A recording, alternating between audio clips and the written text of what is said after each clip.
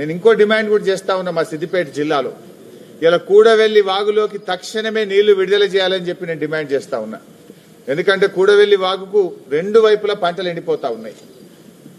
గజ్వేల్ గాని మిర్దొడ్డి గాని దుబ్బాక మండలాల్లో ఈరోజు రెండు దిక్కులా పంటలు ఎండిపోతా ఉన్నాయి.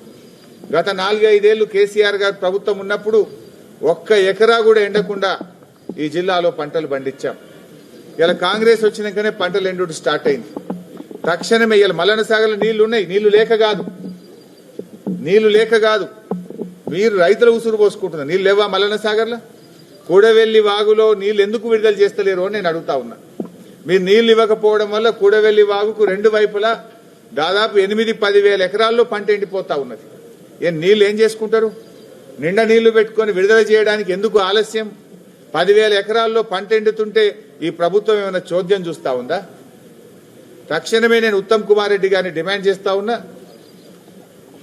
మా ఎమ్మెల్యే ప్రభాకర్ రెడ్డి గారు కూడా ఇప్పటికే ఇరిగేషన్ కార్యదర్శి రాహుల్ బొజ్జా గారికి మాట్లాడారు. జిల్లా మంత్రి పొన్నం ప్రభాకర్ దృష్టికి తీసుకుపోయారు, ఇరిగేషన్ అధికారుల దృష్టికి తీసుకుపోయారు. అయినా కూడా ప్రభుత్వంలో కదలిక లేనటువంటి పరిస్థితి ఉంది. 24 గంటల్లో కూడవెల్లి వాగుకు నీళ్లు విడుదల చేయకపోతే పెద్ద ఎత్తున రైతులను తీసుకొని మల్లన్న సాగర్ ముట్టడికి బయలుదేరతాం.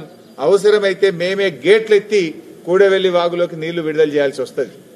ఆ పరిస్థితి రాకముందే ప్రభుత్వం కళ్ళు తెరవాలని, మొద్దు నిద్ర నుంచి బయటకు రావాలని, తక్షణమే కూడవెల్లి వాగులోకి నీళ్లు విడుదల చేసి 10,000 ఎకరాల్లో పంటను కాపాడాలని చెప్పి ప్రభుత్వాన్ని డిమాండ్ చేస్తా ఉన్నా.